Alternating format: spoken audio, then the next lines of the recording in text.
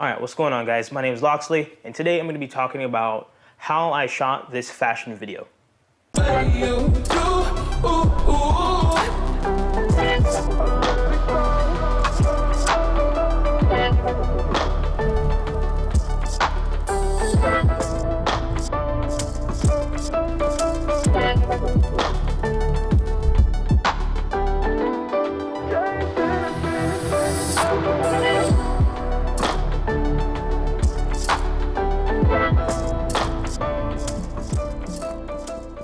All right, so I actually met the owner of this fashion company called Dapper Luq Collection. Gotta say that right.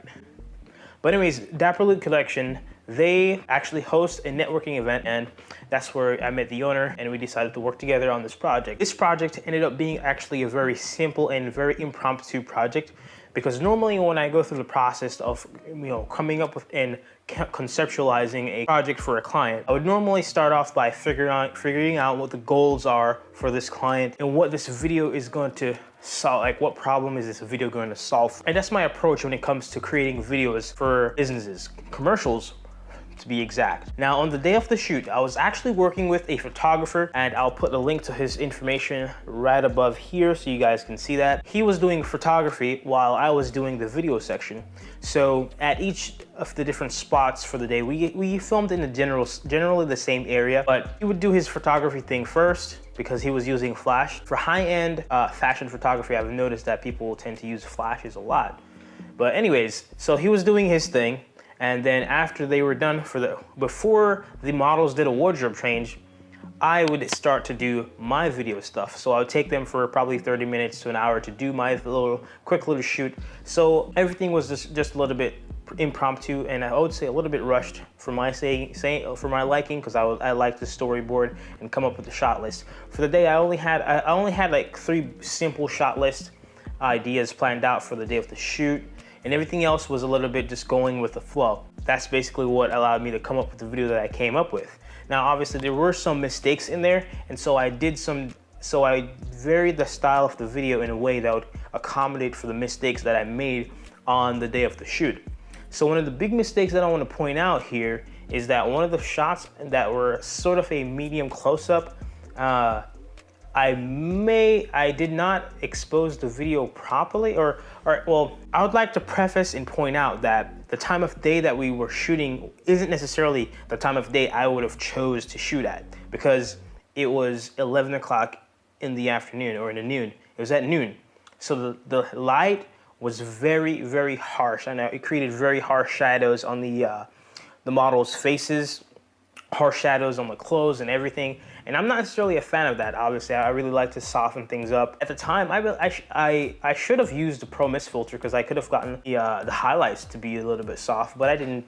I decided not to do that at the time, just so I can speed up the shooting process and not really get in the way of the photographer. If I were to be shooting, I would have chose a different time of day, or be in more control of the lighting situation, because it's a high-end fashion shoot now, and I would like to control more aspects of the shoot to get the footage that I want to use to present to clients. But I did my best job to get something that is presentable and something that is likely to attract customers for the client.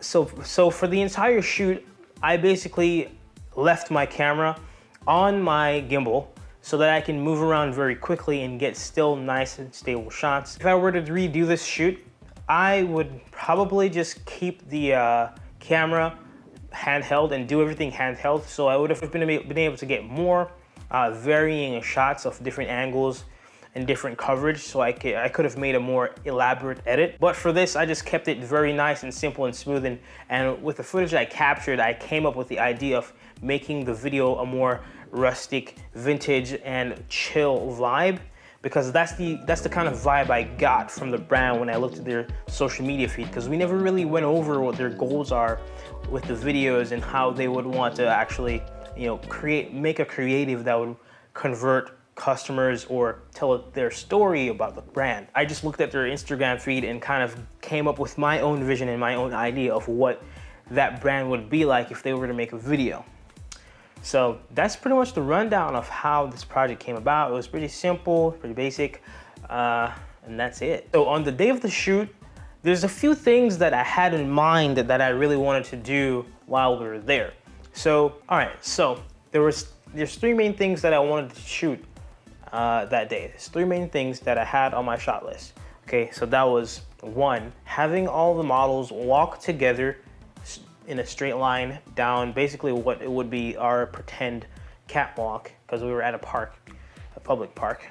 And the other type of shot I wanted to do was get very nice, I think it's Michael Bay-esque type of panning shots where, you know, I'll be going around the actors really fast, or the subject really fast. So I can have that nice background separation and parallax in the background compared to the foreground. And I think I did a pretty good job at doing that. Then the last thing was obviously just getting a couple shots of the each individual model by themselves. And that was pretty much it. And so I did that, and that was the video I made. It came out pretty decent. I would rate it basically a, yeah, I'm not gonna rate my own videos.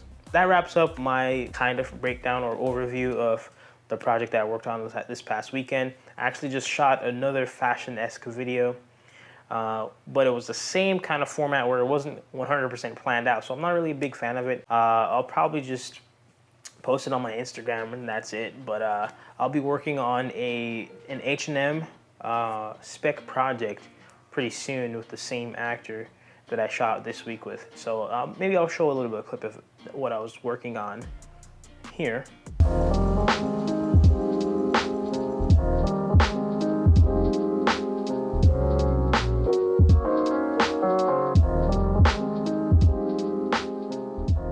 And I'll be working with this guy to create my H&M spec commercial in the future.